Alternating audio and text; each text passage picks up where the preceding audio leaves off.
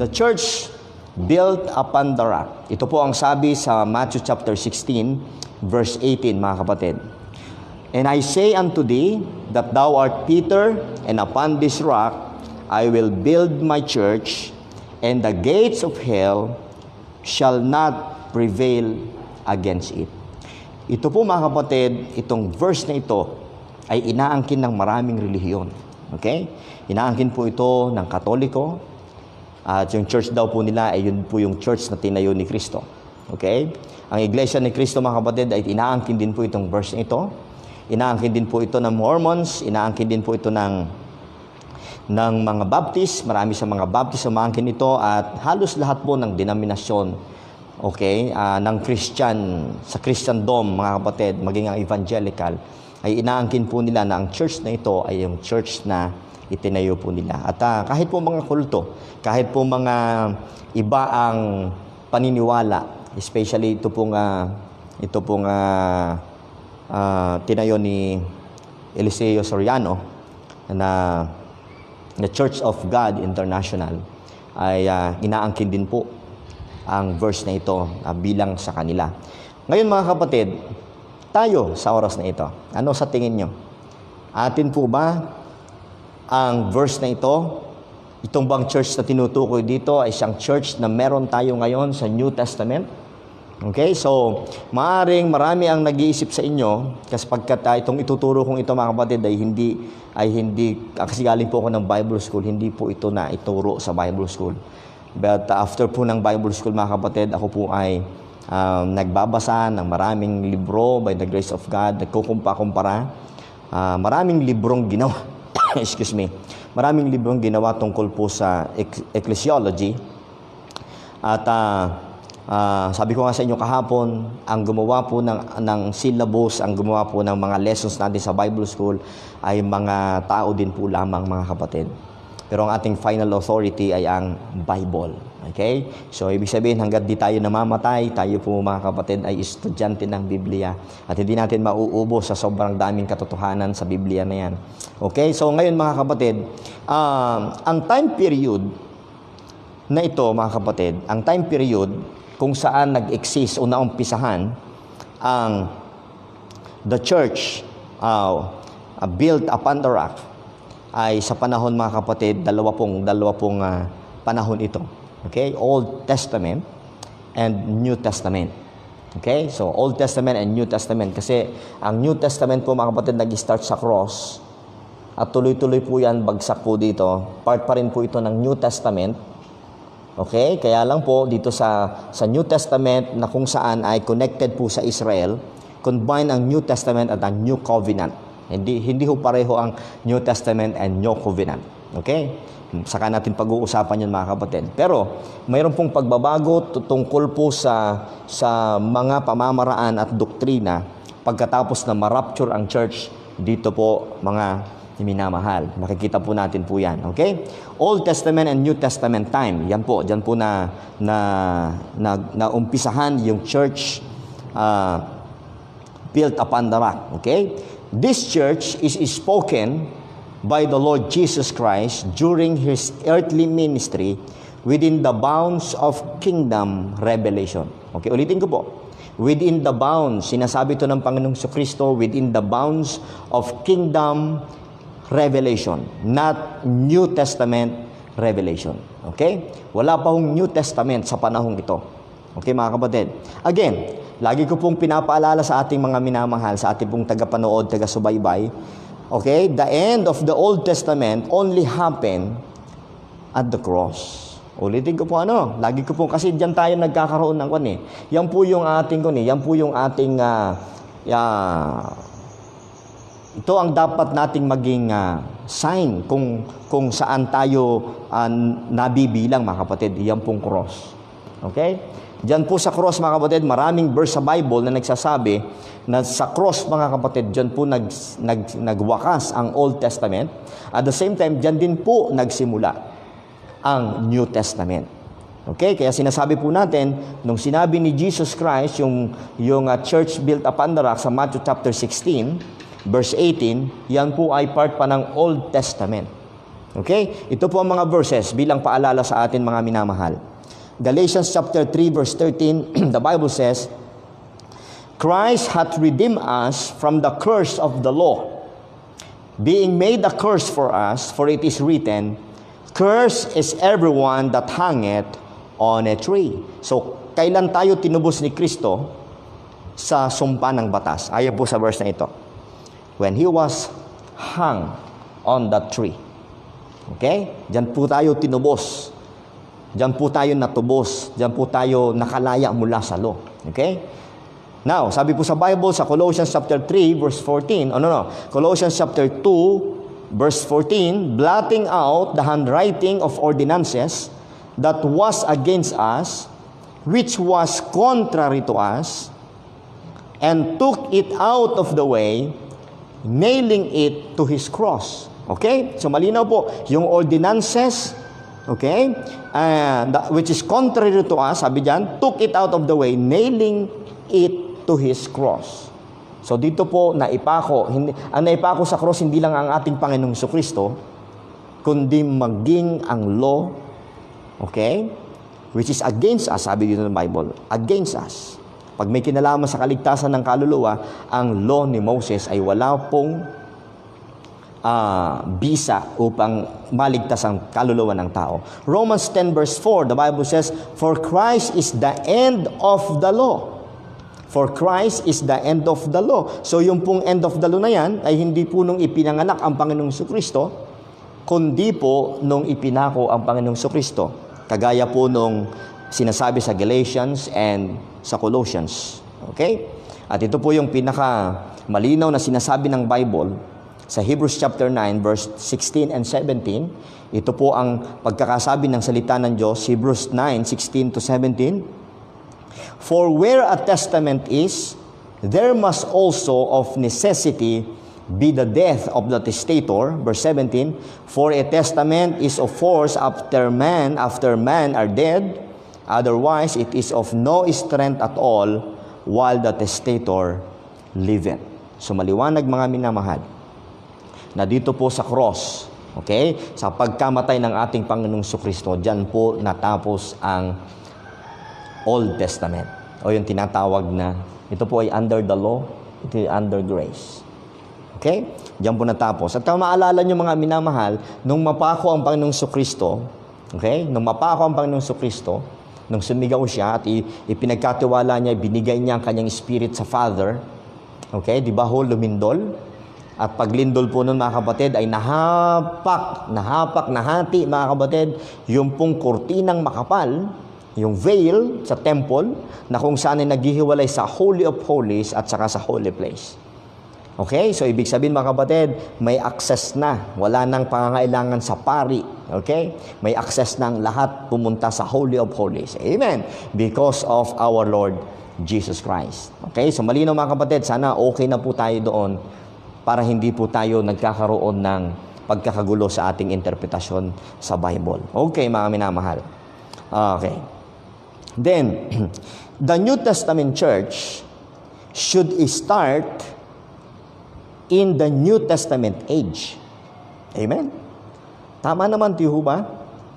Ang bagong tipan na church, okay, ay dapat mag-start sa New Testament. Therefore, no New Testament church before the cross, because it's still under the Old Testament age. Okay? So maliwanag po mga kapatid. So hindi New Testament church ang church built upon the rock nung ito po ay itinayo, mga kapatid. Kundi po yan ay part ng Old Testament. Okay? So sasagutin po natin mga minamahal ang munang katanungan, who are its members? Who are its member? Who are the members of this church? Yung church na tinutukoy natin ay ang church built upon the rock. Sino po yung mga member po dito? Okay, meron po tayong first group and second group, mga kapatid.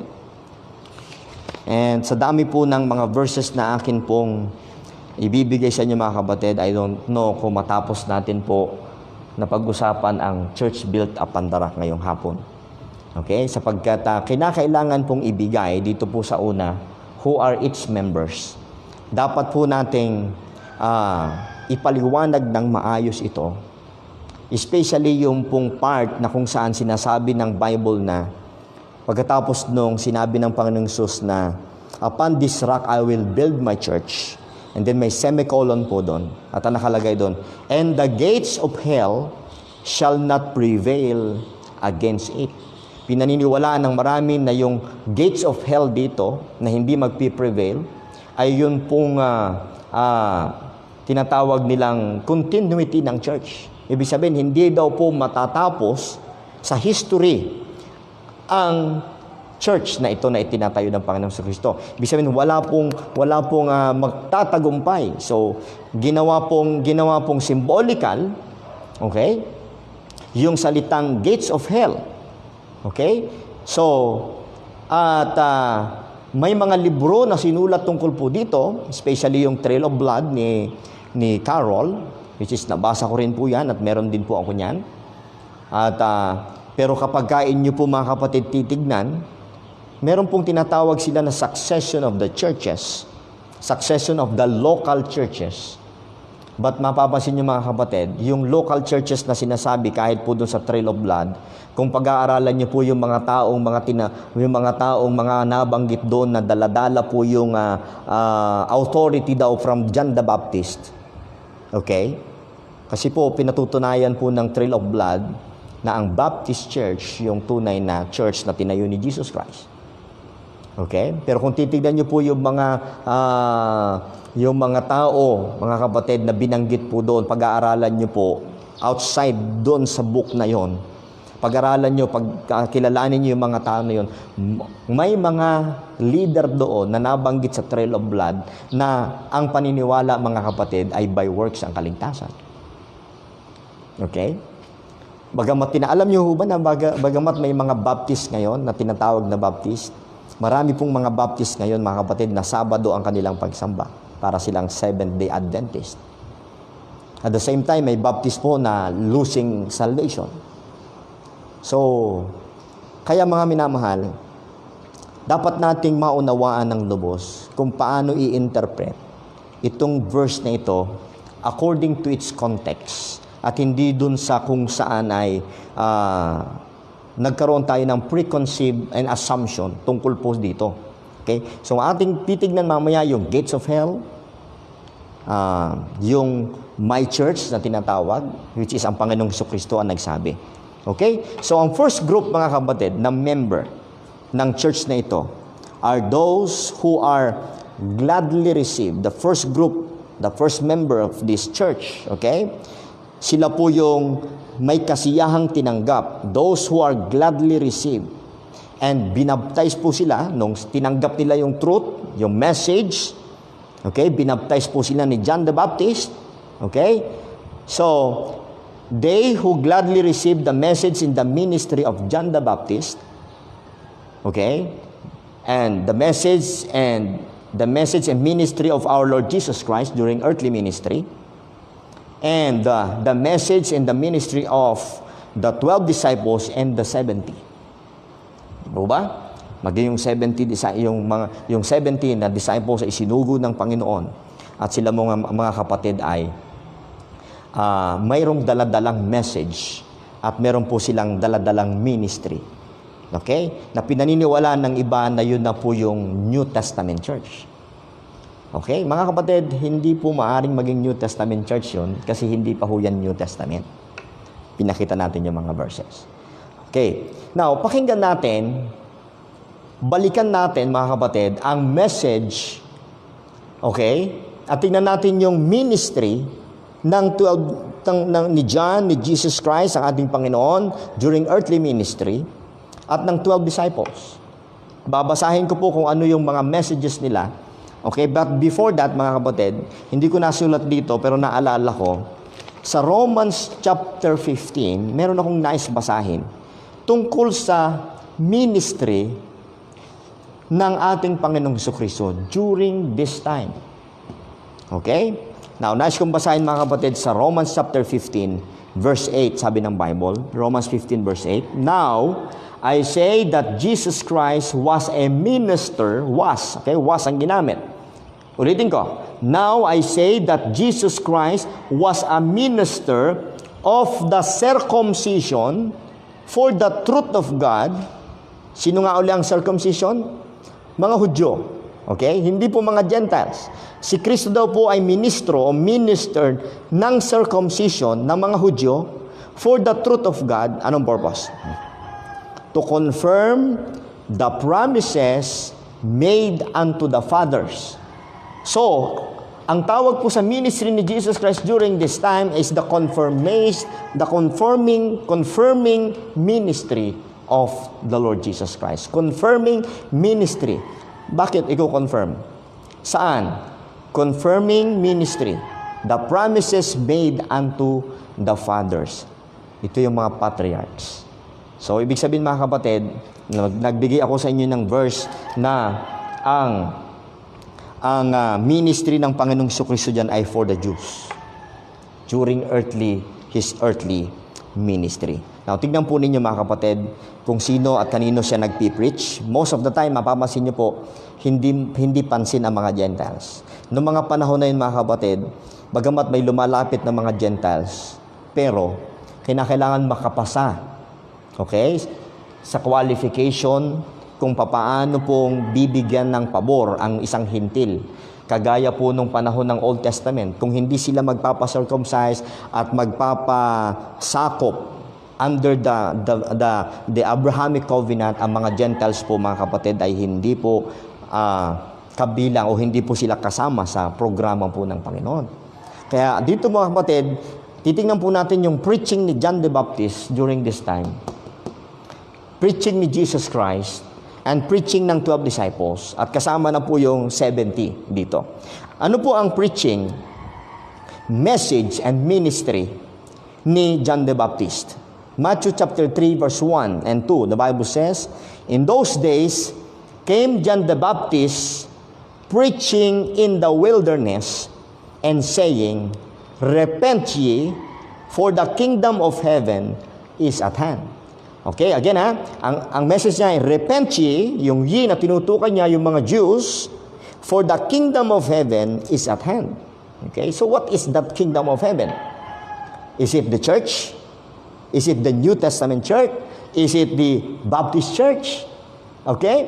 Is it the religion na kung saan ay tayo po'y nabibilang? Ano yung kingdom of heaven ang tinutukoy niya?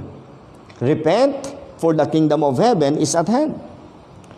Ang preaching ni Jesus Christ sa Matthew chapter 4, verse 17. Okay? Ang preaching ni Jesus Christ, kung nagkukopya po kayo, Matthew 4:17. Sabi po rito, "From that time, Jesus began to preach and to say, Repent, for the kingdom of heaven is at hand." Pareho po ba? Pareho po ba ng preaching ni John the Baptist? Again. Kasi sinulat ko na po dito. Sabi po ni John the Baptist, Repent ye, for the kingdom of heaven is at hand. Sabi ni Jesus Christ, okay, from that time, Jesus began to preach and say, Repent, for the kingdom of heaven is at hand. Parehos po ang kanilang preaching. Pagdating po sa Matthew chapter 10, inutusan ng ating Panginoong Jesucristo, binigyan ng komisyon ng ating Panginoong Jesucristo, ang 12 disciples sa chapter 10, at makikita po natin doon, binanggit yung mga pangalan ng 12 disciples from verses 1 to 4. Okay? Pero pagdating sa verse 5, Matthew chapter 10, verse 5, ito po ang sabi ng Panginoong Jesucristo. Ito po ang sabi ng Bible. "These 12, Jesus sent forth and commanded them, saying, Go not into the way of the Gentiles." Watch this. Ang utos po ng Panginoong Jesus sa 12 disciples during this time, Old Testament time pa rin po ito, huwag kayong pupunta sa daan ng mga hintil. Sino po bang mga hintil? Diba? Amen? Ako hintil ako. Lahat ng hindi Hudyo, lahat ng hindi po lahi ni Abraham ay tinatawag na Gentiles. At ang panahong ito ay hindi sila pinapahintulutan ng Panginoon na pumunta sa daan ng mga hintil. Bakit kaya? Parehas po ba yung mensahe nila noon kaysa sa ngayon at ngayon? Okay? Bakit sinasabi natin na ito po ay New Testament na? Ano po ang dahilan? Bakit ito ang kanilang komisyon from the Lord Jesus Christ? Ang sabi dito, go not into the way of the Gentiles, and into any city of Samaritans, enter ye not. Bawal din sila pumunta sa, kasi ito pong, parang mistiso po ito, itong mga Samaritano. Mistisong Hudyo at saka Hintil. Okay? Pero itong Gentiles, pure po ito, mga kapatid, na hindi po kabilang sa bayan ng Israel. Now, pagdating sa verse 6, itong sabi ng Bible, sabi niya, bawal silang pumunta sa Samaritans, bawal silang pumunta sa mga Gentiles. Pagdating sa verse 6, sabi po ng Panginoon, but go rather to the lost sheep of the house of Israel. Kanino lang po sila pinapupunta? Sa house of Israel, sa mga Hudyo, sa mga circumcised people. And verse 7, sabi ng Bible, and as ye go, preach saying, amen, ano ang preaching nila? The kingdom of heaven, saying, preach saying, the kingdom of heaven is at hand. Okay? So, pare-parehas po ang preaching na John the Baptist ni Jesus Christ ng 12 disciples ng 70. At kung inyo mapapasin mga kapatid, yung kingdom, lagi po yung paulit-ulit na nababanggit sa book of Matthew. Okay? At alam niyo yung prayer po, yung tinatawag na Lord's Prayer ng mga Katoliko, hindi po prayer ng mga Katoliko yon. Okay? Hindi po prayer ng mga Katoliko yon. Prayer po yon ng mga Hudyo. Bakit? Ito po yung sabi po niya sa Matthew chapter 6 verse 10. Okay? Thy kingdom come, thy will be done in earth as it is in heaven. So, kingdom na naman. Thy kingdom come, thy will be done in earth as it is in heaven. So, ngayon mga kapatid, sagutin na po natin. Ano po yung kingdom na sinasabi dyan? Ano po yung kingdom? Bakit po about the kingdom ang preaching ng 12 disciples? Hindi po about the church. Okay? Bagamat nabanggit po yung salitang church dito, sa Matthew chapter 16, pero ang mga nabasa lang po natin mga kapatid, Matthew 3, Matthew 4, Matthew 10. Yung Matthew chapter 16, ito po yung time na kung saan malayo na po dito sa ating pong na mga nabasa. Okay, sa mga, yan po'y malapit na. Sa Matthew chapter 16, dito po nag-start na si Jesus Christ, sabihin niya sa mga disciples na siya po ay kailangang mamatay. At ayaw nga po ni Peter Ayaw nga ni Peter, nirebuke po ni Peter ang ating Panginoong Jesucristo nung sinabi po ni Jesus Christ na kailangan po siyang mamatay, mga kapatid. Ngayon, mas mahalaga, maganda pong pag-usapan natin, mga kapatid. Pag-usapan natin, mga kapatid, kung ano yung kingdom na tinutukoy. Okay? So, dito po sa aking isinulat, yung kahapon, tinalakay natin yung church in the wilderness na kung saan tumutukoy sa bansang Israel nung sila po'y nandun pa sa wilderness. Sa makatuwid, sila po ay tinawag na church, pero mga Hudyo po sila. Iba yung purpose nila, okay? Iba yung paraan ng pagiging, paano sila maging member, iba yung paraan kung paano po sila tinawag, okay? Yung destination po nila, iba din po. Yung purpose nila, iba din mga kapatid. Yung leaders nila, sila Moses, iba din po dito. Amen, mga kapatid. Ngayon, dito po ay sa baba ng aking idinrawing kingdom prophesied. Ano po itong kingdom prophesied na to? Then kingdom at hand, kingdom postponed, kingdom prepared, and kingdom established. Okay. Ito po mga kapatid, yung tinatawag na Davidic covenant. Ito yung Davidic covenant, mga kapatid. Babasahin ko po sa inyo, ito yung time na kung saan ay kinausap ni Nathan, okay, si David. At ito po yung promise ng Diyos. Ito yung covenant ng Diyos kay David. Sa 2 Samuel chapter 7 verse 12, 2 Samuel 7 verse 12, the Bible says, and when thy days be fulfilled, and thou shalt sleep with thy fathers, I will set up thy seed after thee. Ang kausap ay si David, which shall proceed out of thy bowels, and I will establish his kingdom.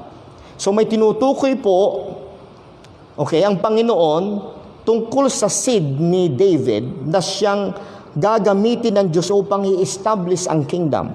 Okay? Verse 13, He shall build an house for my name, and I will establish the throne of His kingdom forever. Sino mag-i-establish ng kingdom?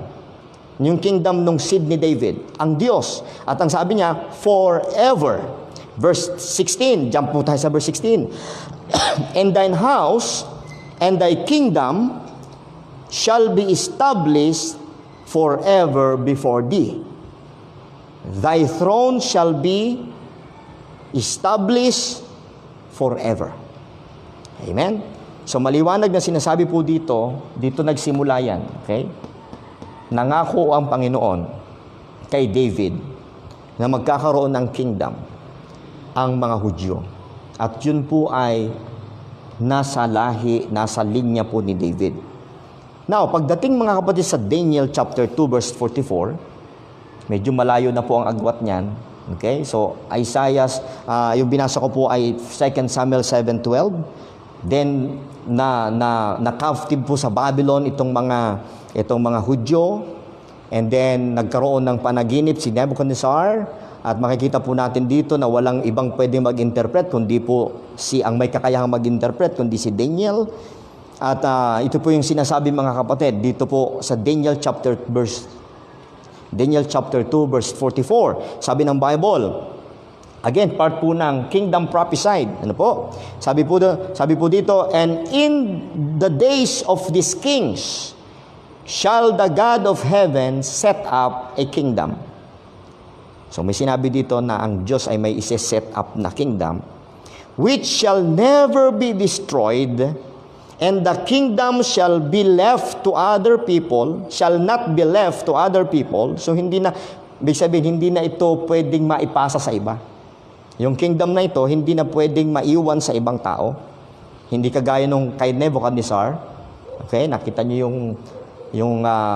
yung napakalaking estatwa na nasa panaginip niya, at yung ulo ay si Nebuchadnezzar at pababa ng pababa. At kung makikita niyo mga kapatid, hanggang po sa Book of Revelation, makikita po, dinidiscuss po dyan yung panaginip ni Nebuchadnezzar.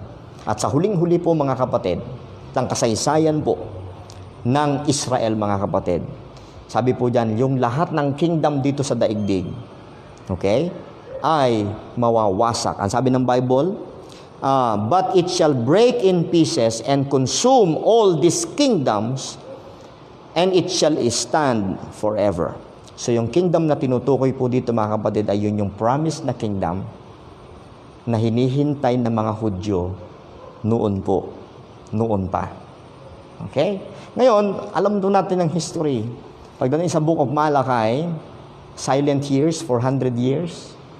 Okay? Napakatagal mga kapatid. Napakatahimik na panahon. At ito na, ipinanganak na ang ating Panginoong Jesucristo. At anong sabi ng Bible tungkol kay Kristo? Anong sabi ng angel kay Mary tungkol sa kung anong gagampanan ng ating Panginoong Jesucristo? Okay, huwag niyong kakalimutan yung Davidic Covenant. Okay, saka yung kay Daniel about the kingdom. And then nasabi ng Panginoon dito mga kapatid, dito na po tayo, at hand na. Okay? Prophesied before, pero nung isilang ang ating Panginoong Jesucristo, part na po siya ng kingdom at hand. At ang kingdom po na ito, ang kingdom na tinutukoy na yan, yun po yung kingdom na pinramis ng Panginoon kay David. Now, ano pong sabi po sa Luke 1:30-33? The Bible says, excuse me, the angel said unto her, Fear not, Mary, for thou hast found favor with God. And behold, thou shalt conceive in thy womb, and bring forth a son, and shalt call his name Jesus. He shall be great. Listen to this. He shall be great, and shall be called the Son of the Highest. And the Lord God shall give unto him, the throne of his father David. Nako, ito na. And he shall reign over the house of Jacob forever. Kanino siya magre-reign? Over the house of Jacob, sa mga Israelites, sa mga Hudyo, sa mga Hebrew people, sa mga circumcised people. Ang sabi niyan, forever, and of His kingdom, there shall be no end. Amen? Ang kingdom niya ay hindi mag-i-end. So alam po natin mga kapatid, lumaki ang ating Panginoong Jesucristo. Pagdating po ng 30 years old, ibinaptize po siya ni John the Baptist. At dun sa wilderness mga kapatid, nabasa po natin kanina, ang sigaw ni John the Baptist. Okay? Ang sigaw ni John the Baptist. Repent ye, for the kingdom of heaven is at hand. Ang sigaw ng ating Panginoong Jesucristo sa Matthew 4:17, repent, for the kingdom of heaven is at hand. Ang sigaw at ang message ng 12 disciples sa Matthew chapter 10, 5 and 7, as ye go, sabi ng Panginoong Jesus, as ye go, preach, repent, for the kingdom of heaven is at hand. Now, let me say this, mga kapatid. Nung sinabing kingdom at hand, ibig sabihin mga kapatid, ito na po yung fulfillment. Dito na po yung start ng fulfillment ng kingdom ng bansang Israel na pinangako kay David. At ang kingdom na ito mga kapatid, yung hari ay isinilang na dito. Nung isinilang ating Panginoong Jesucristo, isinilang po siya primarily for the kingdom of Israel. Wala pang revelation nung panahong ito tungkol sa body of Christ. Wala pang revelation tungkol sa spiritual church. Wala pang revelation tungkol po sa pagkawasak ng middle wall of partition between the Jews and the Gentiles. Wala pa po yan. Okay? So, ang mindset, ang pagkaunawa at ang understanding, mga kapatid, ng mga Hudyo, especially ng mga disciples dito, mga kapatid, during this time, ay about the kingdom. Hindi po about religion, kundi isang kingdom, literal kingdom, okay, na ang prayer nga po nila, thy kingdom come, thy will be done, okay, in earth as it is in heaven. Ibig sabihin, yung kingdom po ni David na ito, yung kingdom ni Jesus Christ na ito, na masiset up dito sa ibabaw ng lupa, ay galing sa langit, sapagkat alam po natin, okay, mga kapatid, ito na, ibibigay ko na po sa inyo ang sagot, okay? Kingdom prophesied, kingdom at hand, pumasok po ang grace period. Ang grace period, mga kapatid, ang dispensation of the grace of God ay hindi po kasama sa 70 weeks na sinasabi sa Daniel chapter 9, verse 24 to 27. Pagkatapos na makat off ang Messiah, i-discuss ko po yan sa inyo sa ibang paraan o sa ibang pagkakataon. Pagkatapos makat off ang Messiah, okay, ang kasunod po agad yan, pagbabalikan niyo po ang Daniel chapter 9, verse 26. Ang nakalagay po doon, especially in verse 27, after the cutting off of the Messiah, si Jesus Christ, after niyang mamatay, ang kasunod po doon agad, tribulation period. Ito po agad, tribulation period. Okay? Wala po sa prophecy ang church age, mga kapatid. Wala po sa prophecy. Hindi po yan nakaprophesied sa Old Testament, ang church age. Okay? Now, kingdom postponed. Ito, kasi po isiningit ng Diyos yung kanyang matagal ng plano. From the beginning, from the foundation of the world, it was hid in God. Okay? Hindi yun pinaalam sa mga prophets. Wala po yan. Hindi po nakasulat yan. Pero mga kapatid, na-postpone po yan. Pagdating po rito, tinatawag po itong Jacob's trouble. Bakit Jacob's trouble? Okay? Kasi po, sa Jeremiah, tinawag po itong Jacob's trouble at marami pa. Okay? Troubles times, tinatawag po sa Daniel na ganyan. Tribulation, great tribulation, binabanggit po sa Matthew chapter 24. At pagdating po sa book of Revelation, mga kapatid, makikita natin yung tatakan ng 666. Yan lang po yan. Yan na po yan, mga kapatid. Yung tribulation period, tinatawag po, mga kapatid, na Jacob's trouble. At nakasulat po sa Matthew chapter 3 na ipipurge ng Panginoon ang kanyang people. Okay? Ipupurify ng Diyos ang kanyang people, ang kanyang mga tao, which is the remnant of the house of Israel, upang i-prepare po sila sa pagpasok sa millennial kingdom. So therefore, kingdom prepared po dito, okay, na-purify na po sila. Next, pagkatapos mo ng 7 years tribulation, Armageddon, then bababa ang ating Panginoong Jesucristo. At yan, itatayo po ang kingdom of heaven. Thy kingdom come. Kaya bumaba po ang Panginoong Jesucristo. At 1,000 taon, 1,000 years siyang maghahari sa ibabaw ng lupa. O mga kapatid. So, kaya po sinasabi ko sa inyo, dito po walang pinag-uusapan pong body of Christ. Wala pa. Which is, i-detail ko po yan sa inyo pag diniscuss ko yung number 3 na church. So, mga kapatid, sana po ay naging malinaw sa inyo yung part na yan. Kung may tanong po kayo, welcome po inyong katanungan. Okay, mga kapatid. Now, makikita po natin, mga kapatid, na dito po ay at hand na. Balikan ko ng kaunti, mga kapatid. At nakita po natin sa cross, this is the fall of the Jews. And then, after the cross, the diminishing of the Jews, which is na-discuss ko na sa inyo nung nakaraan, nung pinag-aralan natin ng Jew Gentiles in the Church of God. Sa cross po, mga kapatid, na-reject na ang ating, ang Panginoong Jesucristo. Pinako nila ang King po nila. Okay? At makikita po ninyo sa Acts chapter 1. Sa Acts chapter 1, by the way, kasi kanina pang sumasagi sa mind ko, bagaman di ko nasulat yung verse dito, puntahan po natin, mga kapatid, yung Matthew chapter 16, okay, which is, ito yung pinaka-text natin dito. Matthew chapter 16, verse 18. Bago ko po ituloy, mga kapatid, sabi ko sa inyo, hindi ako magmamadali dito, sapagkat lahat ng maaring pumasok na katanungan sa mind ninyo, ay hanggat maaari sasagutin po ng salita ng Diyos. Mga kapatid, ako po nung una, litong-lito din po ako dito sapagkat hindi naman ito yung natutunan ko. Okay? Pero kung titignan nyo, mga kapatid, ang Matthew chapter 16 and verse 18, okay? Babasahin ko po muli, but tignan po natin yung sunod-sunod na mga talata, yung succeeding verses. Huwag tayong huminto lang doon sa verse 18. Okay? Sabi ng Bible, and I say unto thee, that thou art Peter, and upon this rock I will build my church, and the gates of hell shall not prevail against it. Sinong kausap niya rito?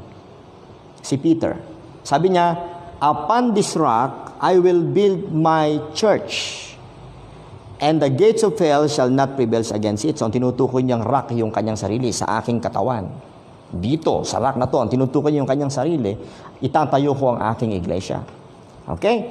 Pagdating sa verse 19, ang sabi ng Bible, and I will give unto thee the keys of the kingdom of heaven. Sinong kausap po niya? Si Peter. Ibibigay ko sa iyo, ibibigay ko sa iyo ang mga susi ng kingdom of heaven. Again, ang kingdom of heaven na sinasabi po dito, yung susi na binibigay ng ating Panginoon, na ibibigay ng ating Panginoong Jesucristo kay Peter, ay hindi yung susi ng Baptist Church. Hindi yung susi po ng church, ng New Testament Church, kundi ang susi ng kingdom of heaven. Okay? Ano po yun? Millennial kingdom. Davidic kingdom. Okay? May binabanggit sa Book of Revelations, the keys of David. So, kaya si Peter, mga kapatid, hindi siya founder ng church. Na kung saan, church sa New Testament. Okay? And then sabi po rito, and whatsoever thou shalt bind on earth shall be bound in heaven, and whatsoever thou shalt loose on earth shall be loosed in heaven. Verse 20, then charge his disciples, that they should tell no man that he was Jesus Christ.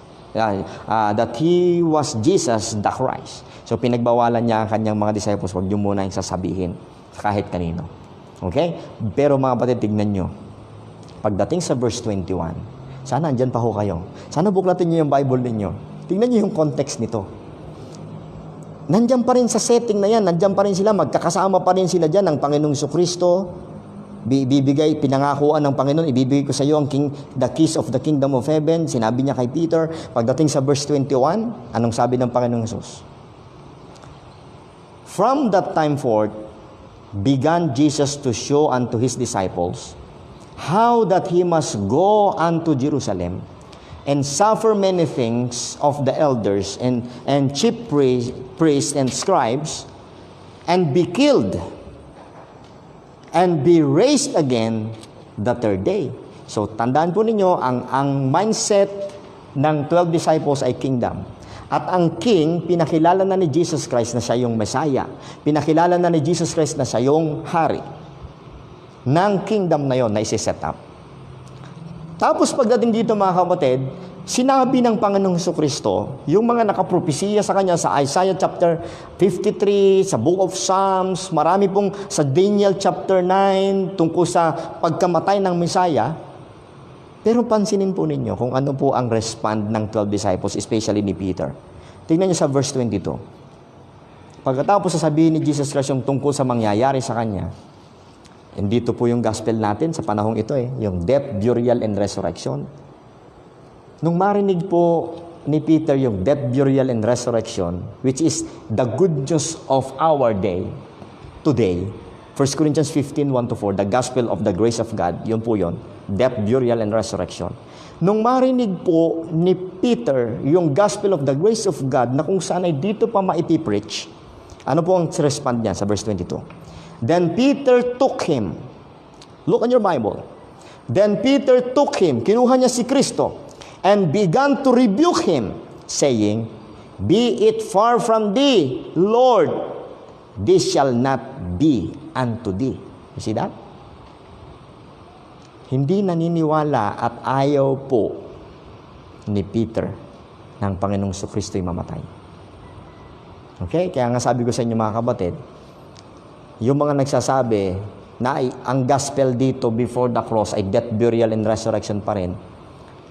Kung ang gospel unto salvation dito po before the cross ay ang death, burial, and resurrection, si Peter hindi naniniwala doon. Okay? Hindi ho siya naniniwala doon. Kaya sabi ko sa inyo mga batid, hindi ibig sabihin, hindi save si Peter. Save si Peter, pero tanggapin po natin na may ibang good news o gospel sila na pinaniniwalaan sa panahon ito. Ang tawag po dyan ay gospel of the kingdom.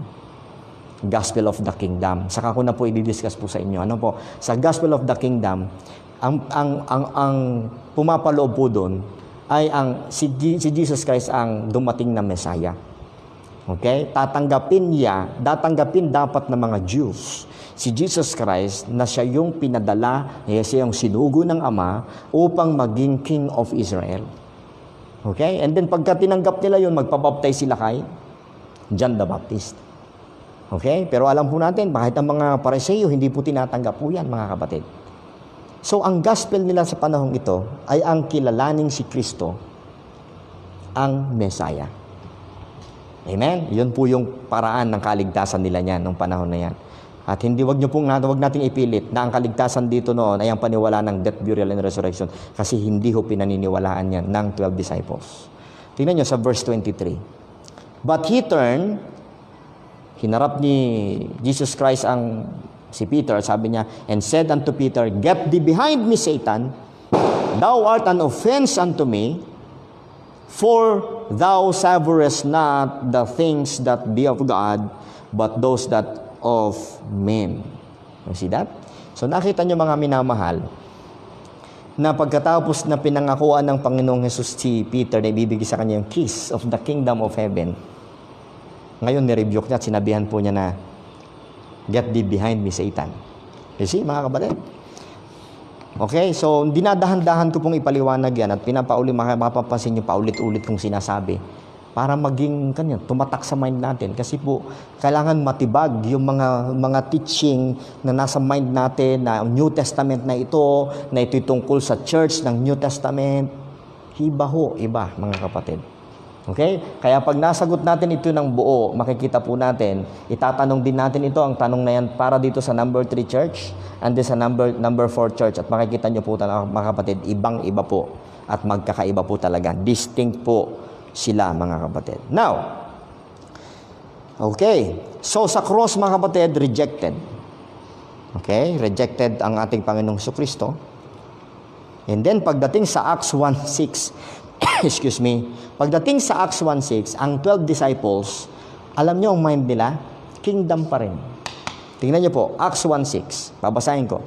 When they therefore were come together, they asked of him, saying, Lord, wilt thou at this time restore again the kingdom to Israel? Hanggang dito ba naman, mga kapatid? Ang mind pa rin ng 12 disciples ay kingdom. Yung promise kingdom kay David. Okay? At alam na po ng mga disciples na ang king ay si Kristo. Siya yung king. At tinatanong nila, ngayon na ba, Panginoon? Ngayon na ba? Pero alam natin ang sagot ng Panginoon, it is not for you to know.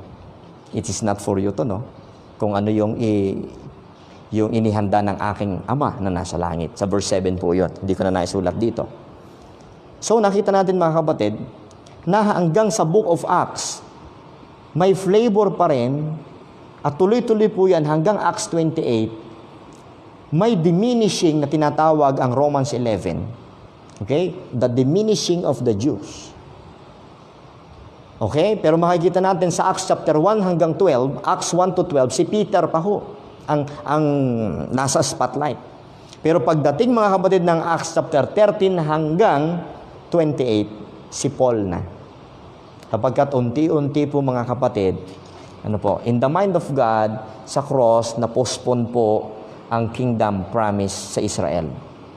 Sapagkat i-a-assure niya po yung body of Christ, yung church age.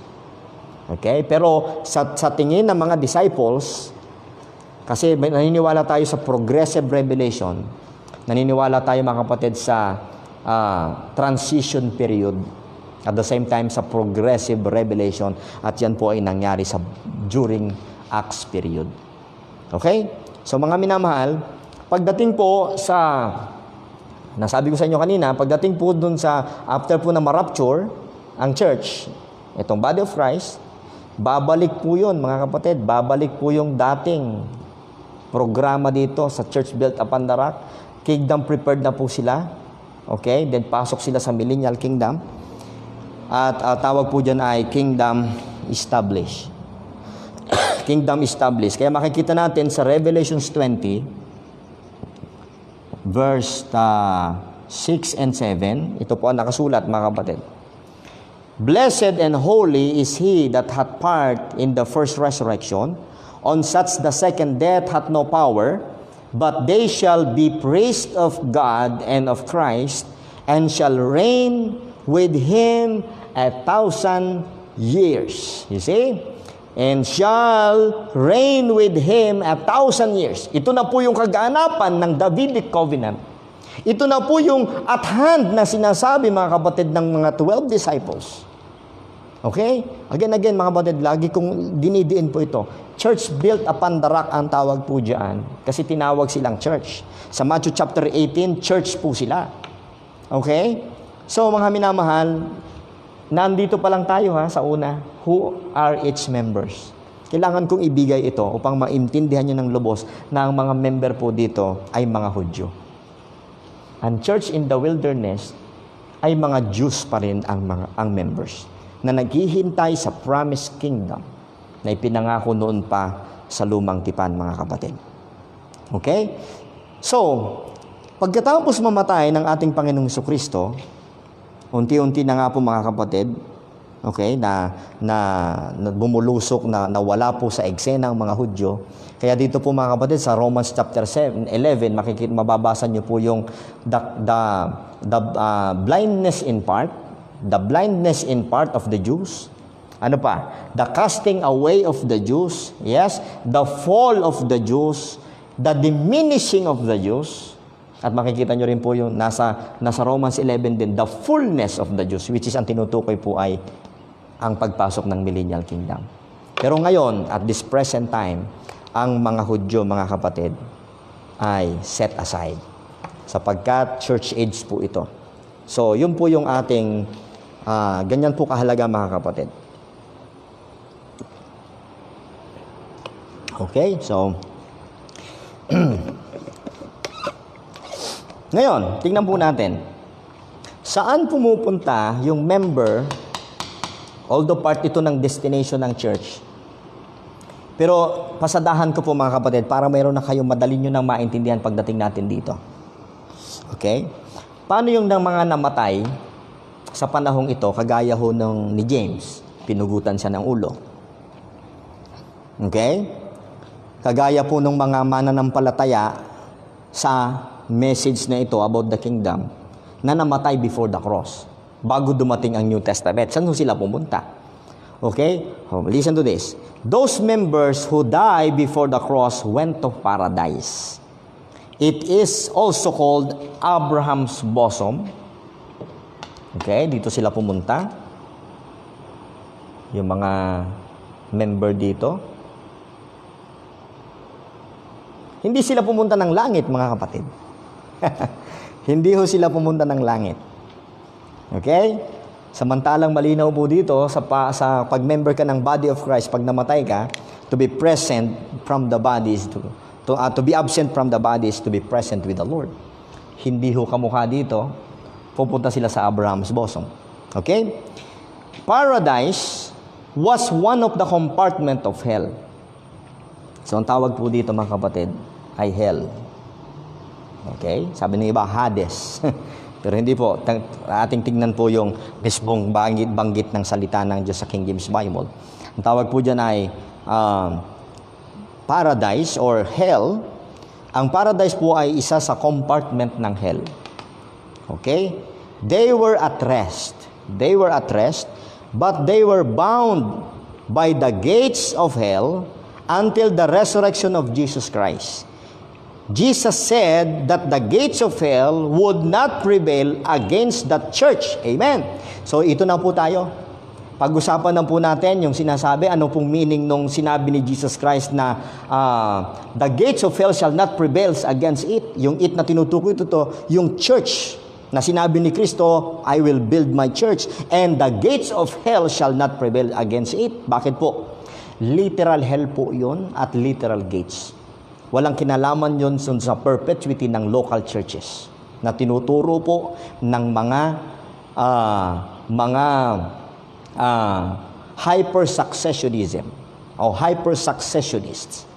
We believe, mga kapatid, we believe in the succession of the truth. Pero we don't really believe sa succession of the authority of the local churches. Yes, siyempre, pag nandyan ang truth, nandyan ang local church. Okay? Pero alam natin, maraming local church, mga kapatid, ang mga local churches, simula nung sa panahon ng Panginoong Jesucristo, okay? Kay Apostol Pablo, makikita po natin, namamatay, nabubuhay, namamatay, nabubuhay. So, perpetuity, succession of truth, not the local churches. Sapagkat ang local churches, mga kapatid, namamatay. Pero ang truth hindi po namamatay. Na ipapase uli sa isang individual hanggang sa dumami uli. Local church na naman. Okay? So, again, linawin po natin, ayusin po natin ang ating understanding sa bagay pong ito. Hindi po succession. Okay? Hindi po perpetuity ng local church. Yung tinatawag po ditong the gates of hell shall not prevail against it. Okay? Bakit po? Literal hell po yan. Bakit? Kasi pumunta po dito mga kapatid, ang paradise ay part ng compartment ng hell. At ang hell mga kapatid ay merong gates. Matthew 16:18 nabasa natin kanina. May gates ang hell. Sa Job 17:16, hindi ko na babasahin, and Jonah 2 verses 2 and 6, mayroong bars, may mga bakal, may mga bars sa hell. Sa 2 Peter 2:4, Jude 1:6, and Revelations 2:1, ang hell po ay may chain, may kadena. Okay? And Revelation chapter 9 verse 1, okay? And Revelation 1:18, ito ang sabi ng Bible. Ano kaya itong huli na ito? Sabi ng Panginoong Jesucristo, I am he that liveth and was dead, and behold, I am alive forevermore. Amen. And have the keys of hell and death, and of death. So, Hell has gates, bars, chains, keys. So yung sinabi ni Jesus Christ na the gates of hell shall not prevail against it, tinutukoy po yung church in the wilderness. Literal po yun. Alam niyo kung bakit? Kasi yung mga member po dito, pumunta dito mga kapatid sa paradise, at during po sa panahon ng tribulation period, okay, yung mga mamamatay po dito, hindi po didiretso ng langit. Dito pa rin sila. Babasahin po natin mamaya yung mga verses. Babalik po sila dito mga kapatid. Hindi sila kamukha dito sa New Testament na dire-diretso sa langit. Ang mga kaluluwa po na na-save po dito sa church na ito, upon the rock mga kapatid, dito po sa paradise, nag-i-stay. Until po matapos mga kapatid, or before, ang resurrection nila ay before silang pumasok dito sa millennial kingdom, which is mababasa po natin yan maya-maya. Okay? Now, Christ led the captivity captive, and the gates of hell did not prevail against them. Okay? Saan po yung verse 9 mga kapatid? Kasi ang Panginoong Kristo po nang siya'y namatay, sinabi po sa Matthew chapter 12 verse 40, kung paanong si Jonah ay 3 days and 3 nights sa whale's belly, the Son of Man should be 3 days and 3 nights in the heart of the earth. Matthew 12:40. Kaya ang Panginoong Kristo po, nung siya'y namatay, ang spirit niya, binigay niya sa Ama, sa langit. Ang kanyang body ay nasa tomb, pero ang kaluluwa ng Panginoong Kristo pumunta po sa hell. Amen. Sa Acts chapter 2, verse 27 and 31, malinaw po doon, thou shalt not leave my soul in hell. Okay? So, ang Panginoong Kristo mga kapatid ay pumunta po sa hell. Nilagay yung kasalanan po natin dyan. Diniposito yung kasalanan. Kasi nung siya namatay sa cross mga kapatid, lahat ng kasalanan natin, past, present, and future ay pumunta sa ating Panginoong Kristo. Hindi siya pwedeng umakyat sa langit sapagkat hawak niya at nasa kanya ang kasalanan ng tao. Saan siya pupunta? Pumunta po siya sa hell. Malinaw po yan. Sa Acts chapter 2, verse 27, idiniposito niya ang kasalanan nating lahat dyan, mga kapatid. Nilagay po niya yung kasalanan nating lahat dyan. At malinaw po sa Bible na pagkatapos po dyan, mga kapatid, may promise po siya dun sa isang malefactor, na siya po ay, sabi niya, thou shalt be with me in paradise. Today, thou shalt be with me in paradise. Naalala niyo po yon? Kung namatay ang Panginoong Kristo sa ganap na alas 3 ng hapon, pumunta po siya muna sa hell. Idiniposito yung ating lahat ng mga kasalanan doon. Pagkatapos, bago po sumapit ang gabi at matapos yung araw na yon, mga kapatid, ang ating Panginoong Kristo, siya ang tumawid yan sa Great Gulf Fix na yan. Tinawid niya po yan. At dyan po siya nag-stay, mga kapatid. Dyan po siya nag-stay ng matagal sa Abraham's bosom. At anong sabi ng Bible, babasahin ko, anong ginawa niya dyan, mga kapatid? Verse 4, Ephesians chapter 4, verse 8, the Bible says, wherefore he saith, when he ascended up on high, he led captivity captive. Inakay niya po yung mga nabihag dito, and gave gifts unto men. Tingnan niyo po ang sabi sa verse 9. Now that he ascended, siya na umakyat, what is it but that he also descended first into the lower parts of the earth. Ang tawag po mga kapatid sa Matthew chapter 12 verse 40 ay heart of the earth. Dito po ay lower parts of the earth. Kasi ito yung core of the earth. Ito po yung core. Yung paradise, yung hell, nasa core ng earth. At sabi po ng Bible, bumaba doon si Jesus Christ. He led captivity captive. Inakay niya po, kinuha niya po yung mga member po dito. At saan natin makikita po yung verse na yan? Matthew 27 verses 50 to 53. Listen to this. Buklatin yung Bible ninyo.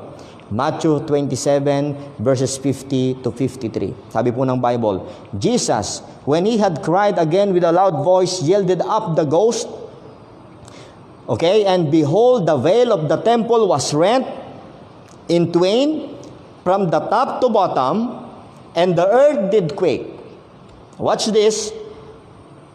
And the rocks rent. Bakit? Verse 52. And the graves were opened, and many bodies of the saints which slept arose. Okay? Many. Hindi lahat. Okay? many bodies of the saints which is left arose and came out of the graves. Amen.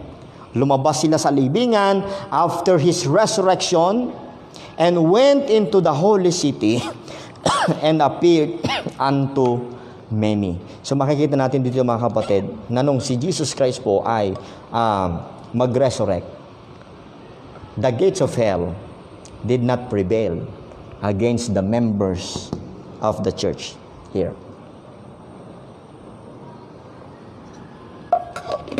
So literal yun mga kapatid. Hindi po yun yung church perpetuity, local church perpetuity. Okay? So, now, ang second group mga kapatid, ang second group ay nandito. Okay? Nandito po. Kasi pagpasok po mga kapatid ng cross, ang operation po ng body of Christ, bagamat ni-reveal kay Apostle Paul ang tungkol sa body of Christ. Okay? Pero ang operation ng Holy Spirit ay nandun na. Okay? Nagbabaptize na po sa body of Christ noon sa panahong ito. Bagamat ang gospel nila noon ay hindi pa rin malinaw. So, yun po yung mga kapatid. Yun po yung tamang interpretation sa bagay pong ito. Okay? Ang second group ay during tribulation period. During tribulation period. Ito ang second group. Okay? According po sa Revelation chapter 6 verse 9 to 11, Revelation chapter 6, 9 to 11, ito sabi ng Bible, and when he had opened the fifth seal, I saw under the altar. I saw under. Hindi sa langit ha. I saw under the altar. Sino? The souls of them that were slain for the word of God and for the testimony which they held. And they cried with a loud voice, saying, How long, O Lord, holy and true, dost thou not judge and avenge our blood on them that dwell on the earth? So wala sila sa earth. Nasaan sila? Nandito po sila sa paradise. Verse 11, and white robes were given unto every one of them, and it was said unto them that they should rest yet for a little season. Sabi niya, magpahinga lang muna kayo sa kaunting sandali, until their fellow servants also and their brethren, and should be killed as they were, should be fulfilled. So, sa panahong ito mga kapatid, napakarami pong martyrs. Pag hindi ka nagpatatak ng 666 dito, pugot ulo. Okay? Yung iba, namatay sa gutom. Madaming verse sa Book of Revelation, hindi ko na po naisulat lahat. Okay? Namatay sa gutom, tumakbo sa bundok, wala nang makain, hanggang sa namatay sila doon. Ang mga kaluluwa nila mga kapatid, hindi ho pumunta ng langit, pumunta po dito sa Abraham's bosom. At magre-resurrect lang po sila before the millennial kingdom. Okay? Now, dito po ang sabi ng Bible sa Revelation 7 verse 13, and one of the elders answered, saying unto me, What are these which are arrayed in white robes, and whence came they? And I said unto him, Sir, thou knowest. And he said to me, These are they which come out of great tribulation. Mga patay po na kaluluwa ang tinutukoy dito. Nagaling daw po sa great tribulation, and have washed their robes and made them white in the blood of the Lamb. Amen. So applied pa rin po yung blood of the Lamb dito. Pero may kaibahan dito po sa pag-apply dito sa New Testament. Dito po sa grace period, verse 15. Therefore are they before the throne of God and serve Him day and night. So ang tinutukoy po dito yung future na kalalagyan po ng mga souls na ito. Okay? At part po sila mga kapatid ng church built upon the rock. His temple and he that sitteth on the throne shall dwell among them. Ibig sabihin, during millennial kingdom, kasama po sila. So, lahat ng mga member ng church built upon the rock, during millennial kingdom mga kapatid, kasama po doon. Now, pag-usapan natin ngayon yung I will build my church. Sinabi ng Panginoong Jesucristo, I will build my church. Okay? And then may sinabi po mga kapatid sa Hebrews chapter 12 verse 22, General Assembly in the Church of the Firstborn. Okay? So, hindi po ito malayo. Hindi po natin pwedeng kunin po yung sinabi na my church at i-apply po natin dito sa panahon po ng grace period. Hindi po, mga kapatid. Bakit po? May tinatawag pang Church of the Firstborn. Okay? Dito sa Book of Hebrews, and by the way, naka-address po ang Book of Hebrews sa mga Jews, sa mga Israelites, sa mga circumcised people. Okay? So, anong ibig sabihin ko nito? Itong Church of the Firstborn is the same as the church built upon the rock. Bakit? Paano ko po nasabi, mga kapatid? Babasahin ko po muna. Hebrews 12:22, but ye are come unto Mount Zion, and unto the city of the living God, the heavenly Jerusalem, and to an innumerable company of angels, verse 23, to the general assembly and church of the firstborn, to the general assembly and the church of the firstborn, which are written in heaven, amen, and to God, the judge of all, and to the spirits of just men made perfect. So nabanggit po yung general assembly and church of the firstborn, and I believe this is the same, the church built upon the rock. The Jews po ang mga members dito, mga Hudyo. Okay? Now, tingnan niyo po, mga kapatid, yung banggit ng salitang firstborn sa Bible. Ang firstborn sa Bible ay natukoy po sa mga Hudyo at the same time kay Jesus Christ. Okay? Tingnan niyo po, sa mga Hudyo, ito po yan. Sa Psalms 89, verse 26 to 27, He shall cry unto me, Thou art my Father. Mga Jews po yung tatawag daw sa Panginoon. Thou art my Father, my God, and my rock of my salvation. Also, I will make him my firstborn. Okay? Higher than the kings of the earth. Zechariah 12 verse 10, Zechariah 12:10 sa mga nagsusulat po. And I will pour upon the house of David, yes, mga Jews pa rin po ito. And I will pour upon the house of David and upon the inhabitants of Jerusalem the spirit of grace and supplications, and they shall look upon me when they have pierced, whom they have pierced, and they shall mourn for him as one mourneth for his only son, and shall be in bitterness for him as one that is in bitterness for his firstborn. So, simultaneously, ginagamit ito kay Jesus Christ at maging sa mga Hudyo. Nan, ang ating Panginoong Jesucristo ay tinawag na firstborn son. Sa Luke 2:7, tinawag din po siyang firstborn among many brethren. Romans 8:29. Then, Colossians 1:15, firstborn of every creature. Okay, firstborn on every creature. And then, Colossians 1:18, the Bible says, firstborn from the dead. So mga kapatid, yung church of the firstborn is the same sa church built upon the rock, which is mga Jews, mga Hudyo, mga Hebrew people, ang members po doon.